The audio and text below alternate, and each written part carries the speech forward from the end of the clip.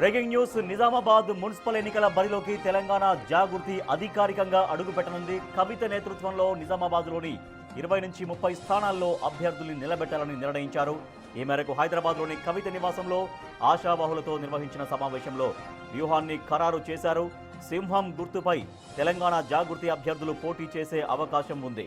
సొంత గడ్డపై తొలిసారి ఎన్నికల బరిలో నిలిచి సత్తా చాటాలని కవిత భావిస్తున్నారు. నోటిఫికేషన్ వెలువడే లోపే అభ్యర్థుల పేర్లను ప్రకటించనున్నారు కవిత.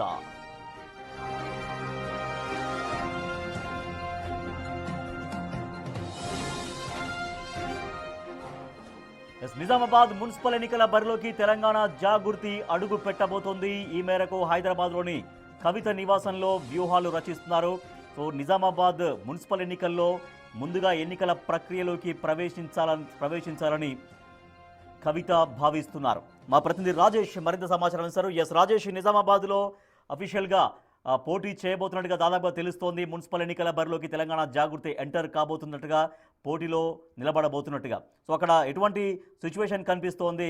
తెలంగాణ జాగృతికి ఎంతవరకు ఒక హెడ్జ్ కనిపించే అవకాశాలు కనిపిస్తున్నాయి మున్సిపల్లో?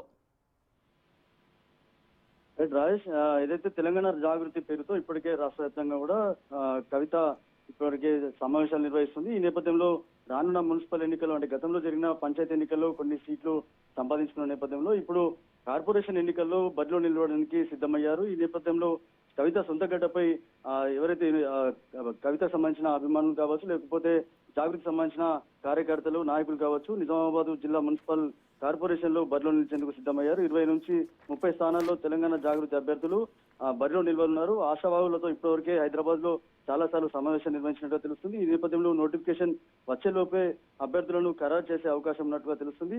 సొంత గడ్డపై తొలిసారి కవిత ఎన్నికల బరిలో నిల్వనుంది. ఇప్పటికే తెలంగాణ రాష్ట్ర ఏదైతే బీఆర్ఎస్ పార్టీ ఏదైతే ఉందో అప్పట్లో తన సంబంధించిన అనుచరులు కావచ్చు, బీఆర్ఎస్ పార్టీ బలోపేతం చేసిన దిశగా కావచ్చు, ఇప్పుడు తెలంగాణ జాగృతి పేరుతో తెలంగాణ జాగృతి అభ్యర్థులని బరిలో దించనుంది.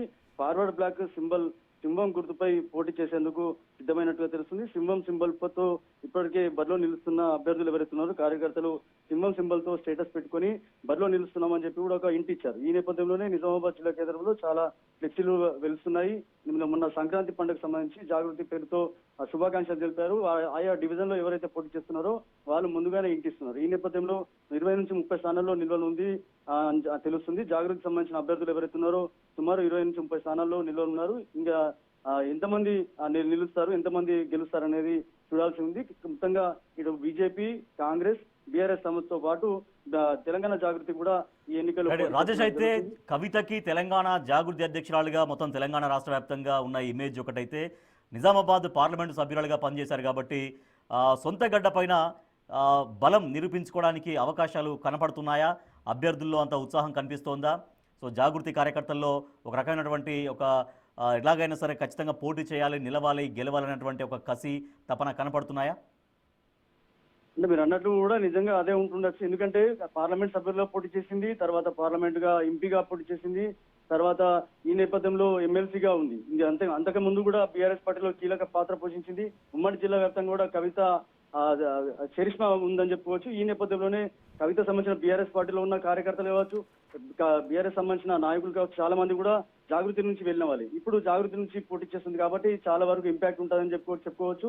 ఇటు బీఆర్ఎస్, బీజేపీ, కాంగ్రెస్ తో పాటు తెలంగాణ జాగృతి కూడా పోటీ చేస్తున్న నేపథ్యంలో హడావిడి ఉంటుందని చెప్పుకోవచ్చు. జాగృతికి సంబంధించిన అభ్యర్థులు ఎవరైతున్నారో సుమారు 20 నుంచి 30 స్థానాల్లో నిలవనుందని చెప్పుకోవచ్చు. ఇందులో ఎంతమంది గెలుస్తారనేది చూడాల్సిన అవకాశం అయితే ఉందని చెప్పుకోవచ్చు. Right, thank you Rajesh. Telangana Jagruthi అధ్యక్షురాలు కవిత ఎన్నికల రణరంగంలోకి అడుగు పెట్టబోతున్నారు. నిజామాబాద్ తాను ప్రాతినిధ్యం పార్లమెంట్ నియోజకవర్గానికి, నిజామాబాద్ పార్లమెంట్ నియోజకవర్గానికి ప్రాతినిధ్యం వహించినటువంటి నిజామాబాద్ జిల్లా నుంచి ఎన్నికల బరిలోకి వెళ్ళబోతున్నారు. తన జాగృతి నుంచి అభ్యర్థులు పోటీ చేయబోతున్నారు. మున్సిపల్ ఎన్నికల్లో 20 నుంచి 30 స్థానాల్లో పోటీ చేయడానికి దాదాపుగా ఖరారైనట్టుగా తెలుస్తోంది. అయితే సింహం గుర్తుపైన తెలంగాణ జాగృతి అభ్యర్థులు పోటీ చేయబోతున్నట్టుగా, సింహం గుర్తును ఇప్పటికే వైరల్ చేస్తున్నట్టుగా తెలుస్తోంది.